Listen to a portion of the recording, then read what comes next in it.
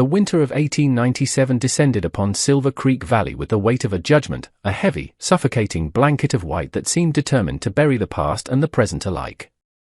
It arrived not with the gentle drifting of snowflakes that one might read about in storybooks, but with a howling fury that rattled the timber frames of the homesteads scattered along the ridge. The frost was a living thing, creeping across the window panes of the small, weathered cabin, forming intricate, jagged patterns that obscured the outside world. To the inhabitants of the cabin, the frost felt like bars on a cage, locking them into a silence that was becoming louder with every passing day. Inside, the air was only marginally warmer than the biting wind outside. Mai stood at the kitchen window, her breath hitching in her throat, manifesting as small, fleeting clouds against the glass. She was 20 years old, though the last few months had etched a weariness into her features that belonged to a woman twice her age. Beside her, identical in every feature save for a small mole on her left earlobe, stood her sister, Lee. They were dressed in light pink prairie dresses, garments that had once been vibrant and joyful, sewn by their mother for the spring festival 2 years prior. Now, the fabric was faded, the hems frayed from constant wear, and the color seemed woefully out of place against the harsh, monochromatic grayscale of the winter landscape. They wore layers of woolen shawls over the thin cotton, but the cold found its way through, settling into their bones. The sisters stared out at the relentless snow, which fell in a steady, silent curtain, erasing the path to the main road. Behind them, the cast-iron stove radiated a pathetic amount of heat. They were down to the last quarter of the woodshed. The logs that remained had to last until the thaw, which the farmer's almanac, and the ache in Mai's joints, predicted would not arrive until late March. For weeks, Mai had been performing a grim calculus in her mind, the same precise mathematics she once used to balance her father's ledger at the mercantile. They were alone. Their father, a man of immense dignity who had brought them from Guangdong to the American West with dreams of gold and land, had passed in the autumn of 1896.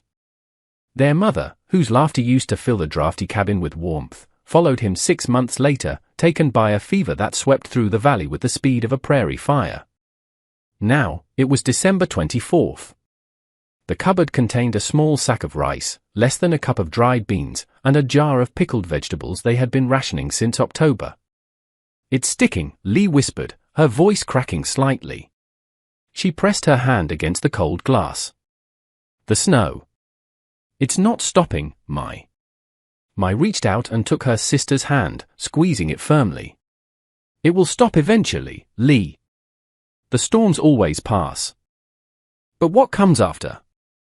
Lee asked, turning her dark eyes toward her sister. "We have nothing for tomorrow. No offering for the ancestors. No meal for ourselves. It's Christmas Eve, and we have nothing." Mai looked away, unable to bear the fear in her twin's eyes because it mirrored her own too perfectly. "We have each other," she said, though the words felt hollow against the growling of their empty stomachs. "And we have rice. We will make a porridge. We will be warm enough." But she knew it was a lie. The valley was unforgiving to men with strong backs and full larders, to 2 orphaned Chinese women with no livestock and dwindling supplies, it was a death sentence. They had tried to maintain the farm, but the drought in the summer had withered their vegetable patch, and the prejudice of the townspeople made commerce difficult. When they went into town, heads were turned, or prices were suddenly raised. They had retreated to the cabin, hoping to ride out the winter on what their father had saved, but the savings were gone. The silence in the house was a physical weight. In the corner, the grandfather clock ticked away the seconds with mechanical indifference. It was a sound that used to comfort them, a heartbeat of the home, but now it sounded like a countdown. Mai turned from the window and looked at the empty kitchen table. She had scrubbed it yesterday, an automatic act of muscle memory. The grain of the wood was visible where the finish had rubbed away, worn smooth by years of family meals that would never happen again. "I should check the trap lines," Mai said, moving toward the door, though she knew the traps had been empty for a week. "No," Lee said, grabbing her arm. "It's too cold. The wind is howling, Mai. If you get lost in the whiteout." She didn't finish the sentence. They both knew the danger. To be alone was terrifying, to be the surviving one was a fate worse than death. Mai nodded and pulled her shawl tighter. She moved to the stove and added a single, small log. It was a gamble, spending fuel they might need in January, but the cold was seeping through the floorboards, making their teeth chatter. The afternoon light began to bleed from the sky, turning the grey world into a deep, bruising purple. The temperature dropped further. Just as Mai was resigning herself to a dinner of watery rice water, a sound cut through the howling wind. It was a heavy, rhythmic thud. Then the creak of wood. Then the jingle of a harness. Both sisters froze. Visitors were rare. Visitors in a blizzard were unheard of. In the Wild West, a stranger approaching an isolated cabin could mean salvation, or it could mean danger. Mai moved to the drawer where their father kept his old Colt revolver, though she had no bullets left. She held the heavy steel for comfort. "Stay behind me," Mai whispered to Lee. The sound stopped outside their porch. Heavy boots crunched on the frozen snow. Then, 3 sharp raps on the door. Firm. Deliberate. Mai waited. The knock came again. "Miss Chen?" "Miss Lee." A deep voice called out, muffled by the thick timber of the door. "It's Ethan Grant. From the ridge over yonder." Mai lowered the gun slightly. Ethan Grant. She knew the name. He was a rancher who lived 3 miles to the west. Their father had spoken of him with respect, a man who kept to himself, who paid his debts, and who had never looked at their family with the slanted eyes of suspicion that others in the valley held. Mai moved to the door, unlocking the bolt with trembling fingers. She opened it a crack, and the winter rushed in like a physical blow, swirling snow onto the floorboards. Standing on the porch, backlit by the fading twilight, was a giant of a man. Ethan Grant was in his late 40s, his face weathered like old leather, creased at the corners of his eyes from years of squinting into the sun and wind. He wore a heavy buffalo coat dusted with snow, and his hat was pulled low. Behind him, a wagon was pulled by a massive roan horse, steam rising from its nostrils. "Mr. Grant?"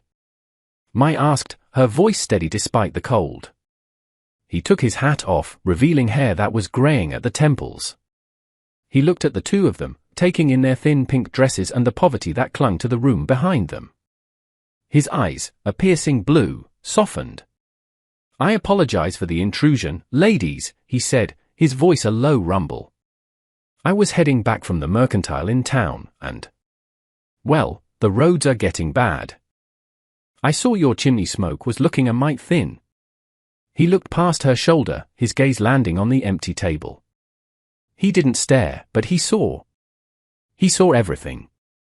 "We are fine, Mr. Grant," Mai said, her pride flaring up, a last defense against the pity of the world. "We are managing." Ethan nodded slowly, turning his hat in his large, gloved hands. "I'm sure you are. You're your father's daughters, after all." He was a good man. Strong. He paused, looking down at his boots. "But this winter. It's a creditor collecting debts, isn't it? It doesn't care about strength." He gestured toward his wagon. "I have a bit of a situation, you see. I overbought. Way overbought. And with the snow coming down like this, I can't keep all this fresh food in the wagon, and it'll spoil or freeze wrong if I leave it in the barn. I was hoping you might help me out by taking some of it off my hands." Neighbors helping neighbors. Mai looked at Lee, whose eyes were wide. They both knew it was a lie. You didn't overbuy in the winter, you hoarded. And nothing spoiled in freezing temperatures, it just froze. He was offering charity, but he was dressing it up as a favor to save their dignity. "Mr. Grant," Lee spoke up, her voice soft. "We cannot pay you." "Didn't ask for payment," Ethan said gently. "The payment is you helping me not be wasteful. My Clara. My late wife. She hated waste. She'd haunt me if I let good food go to the wolves." He didn't wait for permission. He turned and walked back to the wagon, his boots crunching heavily. He returned a moment later carrying a large wooden crate, effortlessly lifting a weight that would have taken both sisters to move. He stepped inside, kicking the snow from his boots, and set the crate on the kitchen table. "Now," he said, breathing into his hands. "I've got a turkey in the back of the wagon. Big Tom. Already dressed. And a ham. Smoked it myself." I stepped forward and looked into the crate. Her breath caught in her throat. There were potatoes, real, earth-covered potatoes. There was a sack of white flour. A bag of sugar. A jar of honey. Coffee beans that smelled so rich and dark it made her head spin. And wrapped in butcher paper, thick cuts of beef. Ethan went back out and returned with a canvas sack and a massive ham. It sent smoky and sweet filling the frozen room. He made a third trip for the turkey. When he was finally done, the kitchen table, which had been a barren wasteland of wood grain moments before, was groaning under the weight of a feast. The twins stood paralyzed. It was too much. It was months of survival. It was a life raft thrown into a drowning sea. "Why?" I asked, looking up at him. Tears finally spilling over, freezing on her cheeks. "Why would you do this for us? We are strangers." Ethan stood by the door, looking uncomfortable with the gratitude. He brushed snow from his sleeve. "You aren't strangers. You're neighbors. In this valley, that means family." And besides, he paused, his voice catching on a rough edge of emotion. "My wife died 3 winters back. And my daughter. She would have been about your age." He looked at the two of them, shivering in their pink dresses, and the grief in his eyes was a deep, ancient well. "People brought me food then. Checked on me. I didn't want it. I was angry at the world. But it kept me alive. I'm just balancing the ledger." He turned to leave. "I should get the horse back to the barn before the drifts get too high." "Stay," Lee said suddenly. The word hung in the air.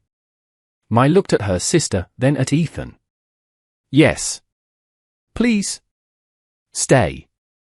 We cannot cook all this ourselves. And no one should be alone on Christmas Eve." Ethan hesitated. He looked at the cold, dark ride that awaited him, and then at the warm, golden light of the kerosene lamp the sisters had just lit. He looked at the food he had brought, and then at the faces of the 2 young women who looked at him not with suspicion, but with a dawn of hope. "I've got the horse to tend to," he said weakly. "There is a stall in the barn," I said. "It is empty. There is hay left. And we will make coffee," Lee added. "Real coffee." Slowly, a smile broke across Ethan's weathered face, cracking the mask of solitude he had worn for 3 years. "Well," he said, closing the door against the wind. "I suppose a cup of coffee wouldn't hurt." The next few hours were a blur of activity that transformed the gloomy cabin into a place of light and warmth. Ethan, it turned out, was handy with more than just a wagon. He went out to the woodpile and, despite the dark, managed to chop and haul enough wood to fill the box by the stove, getting the fire roaring until the cast iron glowed with a heat they hadn't felt in weeks. The twins moved with a synchronized grace that seemed to fascinate the rancher. I prepared the ham, scoring the fat and glazing it with the honey and a bit of the sugar. Lee peeled potatoes, her hands moving deftly. They worked in silence, a twin talk of shared glances and subtle nods, but the atmosphere was no longer heavy. It was electric with anticipation. The smell of the coffee brewing, strong, black, and life-affirming, permeated the room. Ethan sat in the corner chair, whittling a small piece of wood, watching them with a quiet contentment. "My Clara," Ethan said, breaking the silence as the ham sizzled in the oven, "she used to make these dumplings. Little pockets of dough." "Jiaozi," I said, turning from the flour she was kneading for biscuits. "We make them too. For the new year. But we have no cabbage or pork for the filling." Ethan stood up and walked to the crate. He dug around the bottom and pulled out a smaller, wrapped package he hadn't mentioned. "Is this pork?" He held up a slab of bacon and some ground sausage.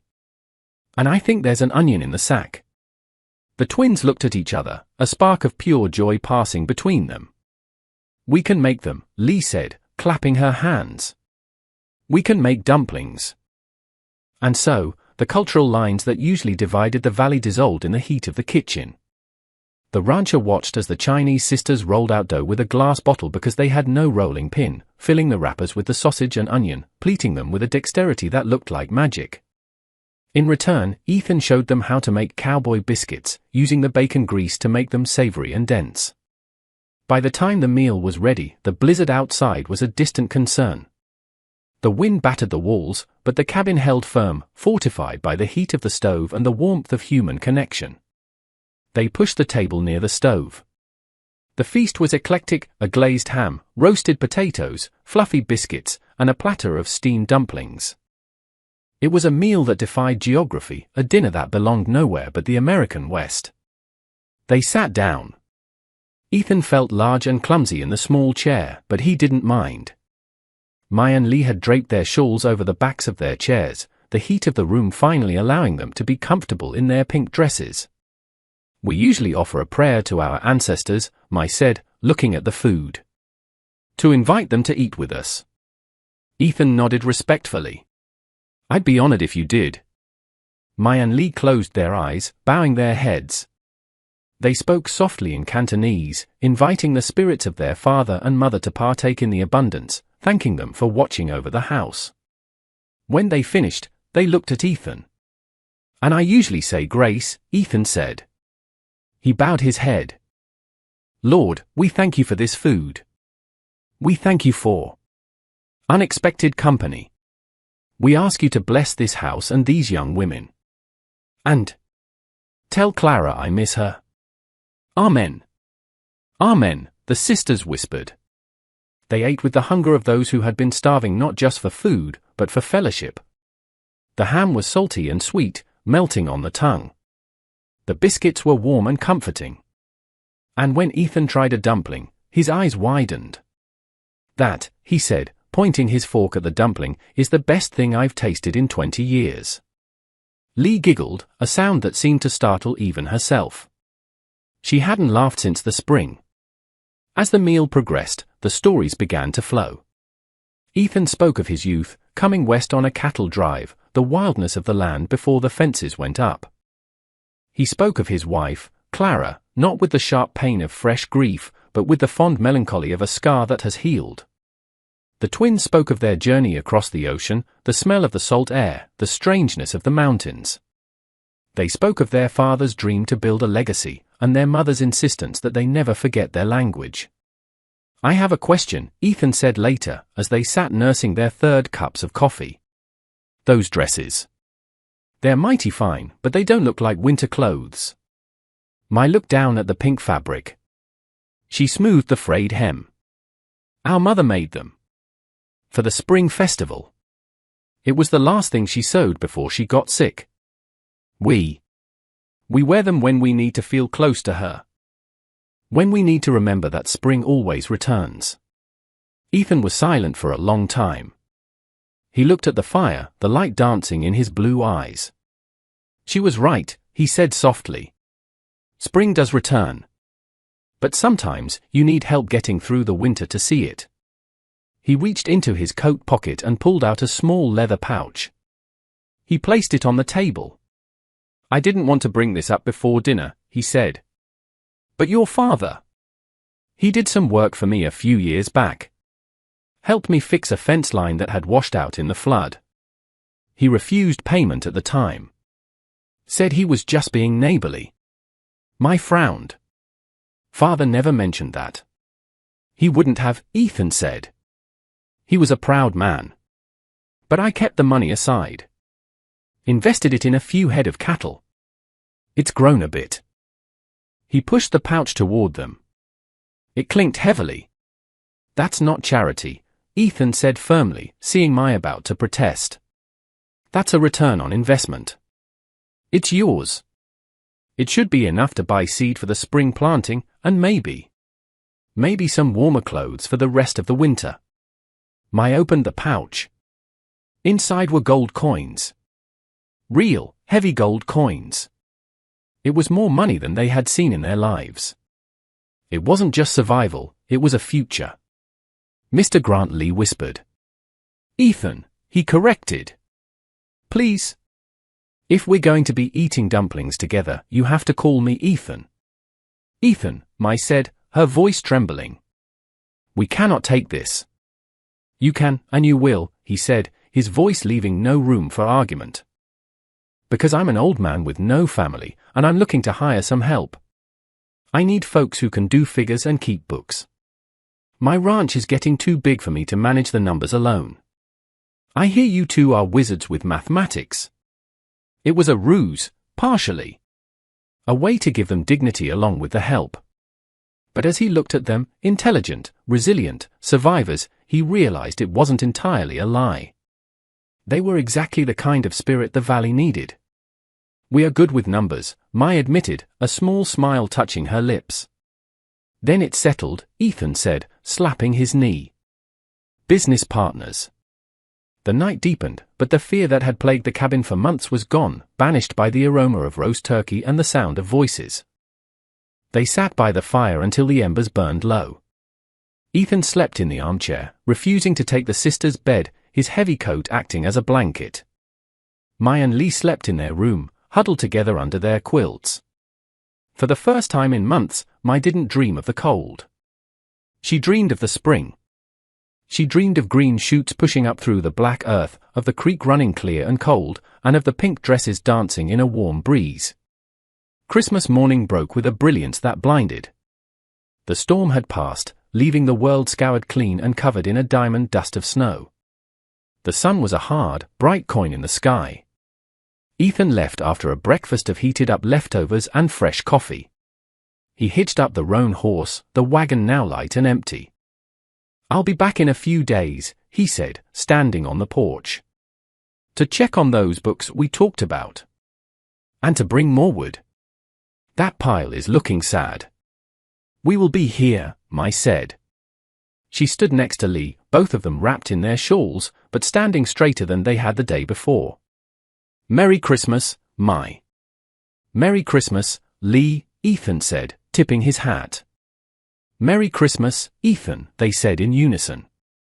They watched him ride away, a dark silhouette against the blinding white of the valley.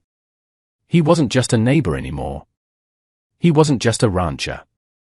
He was the man who had crossed the frozen divide of prejudice and grief to find them. Mai turned to Lee. He is right, you know. About what? Lee asked, watching the wagon disappear. Spring is coming, Mai said. She looked down at her pink dress, then up at the blue sky. But until it gets here, we are going to be just fine. They turned and went back inside the cabin. It was still a small, wooden house on a lonely ridge.